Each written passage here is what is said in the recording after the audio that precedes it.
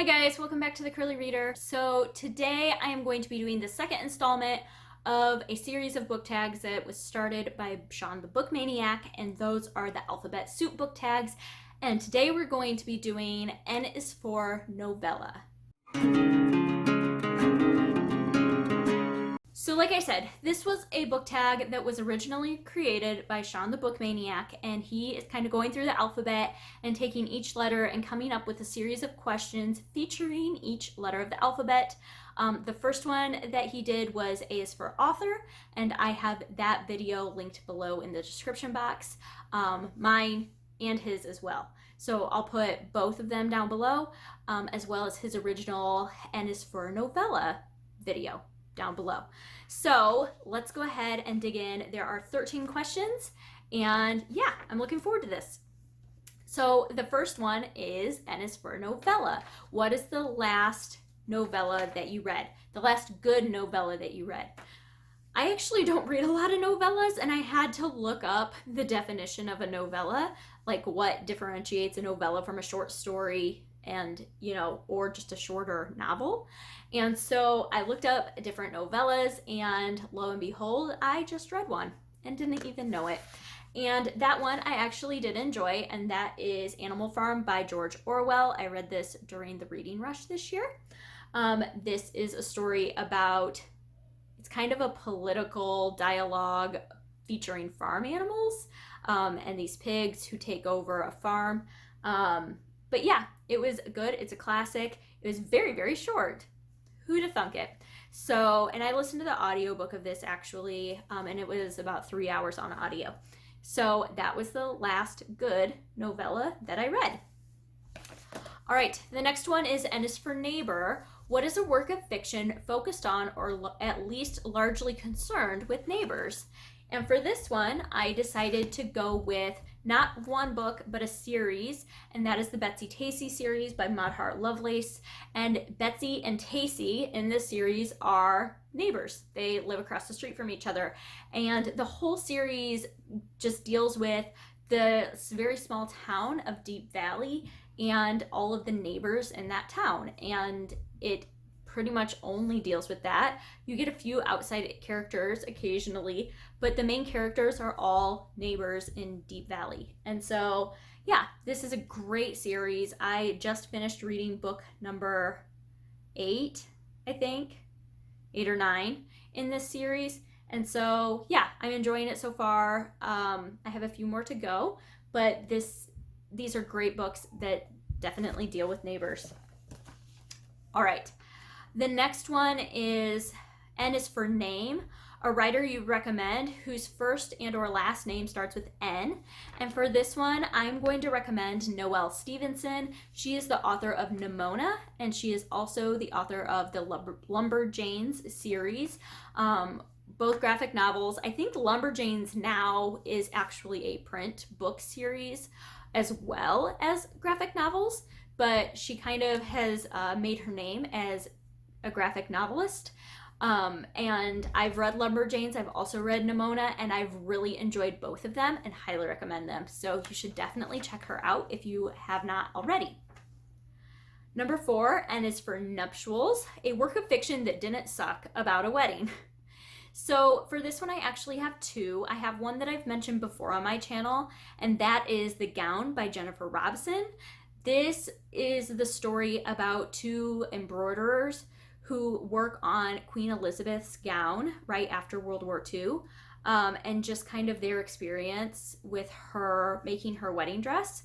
And then the other one that I wanted to mention is one I read quite a few years ago, and that is The Royal We, and that is by Jennifer Cox and Jessica Morgan. So this is very reminiscent of like Meghan Markle's kind of story with like being American born and then marrying into royalty. Very close to that, but this was printed before that ever happened. So it was kind of printed around the time of Kate and William's story.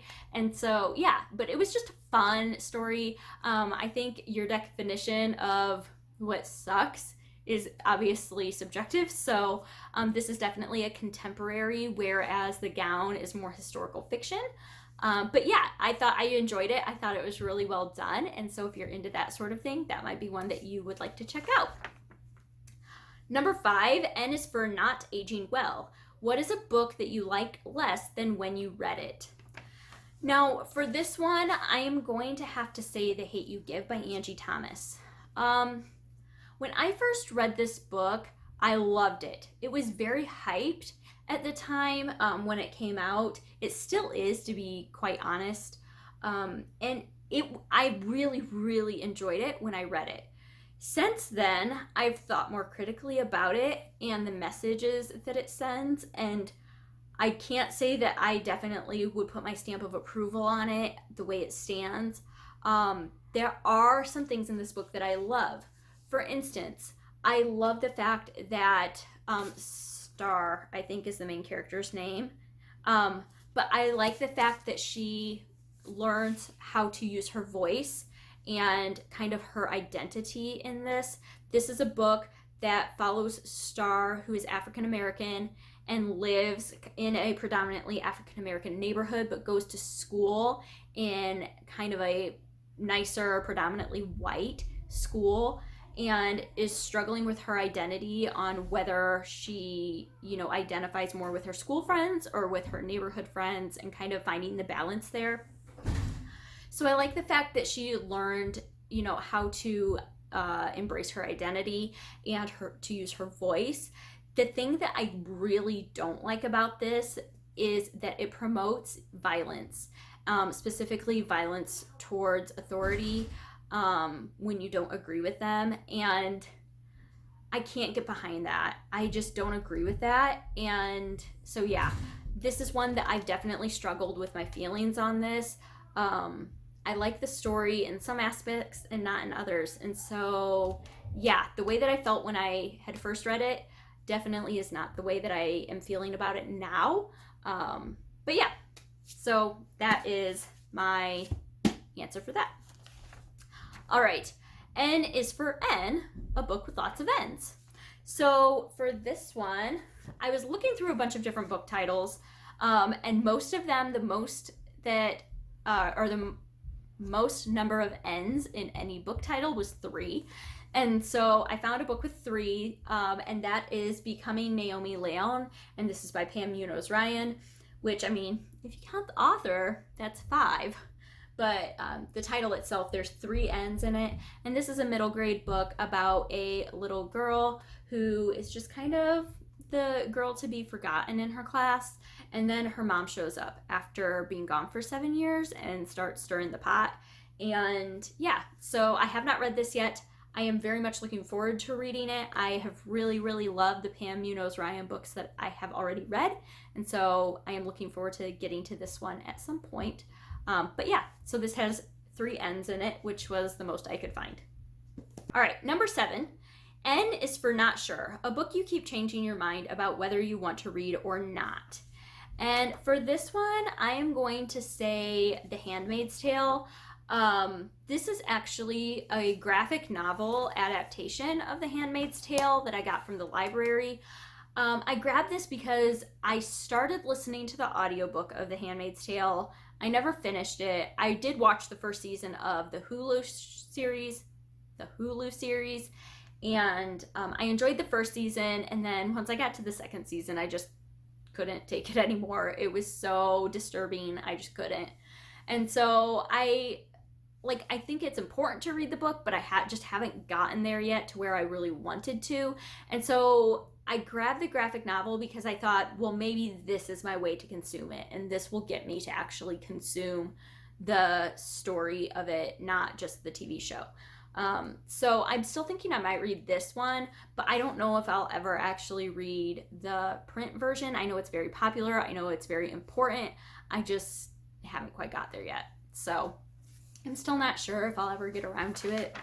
Number 8, N is for Nitpick. What is some small literary, writing, or book-related thing that drives you around the bend?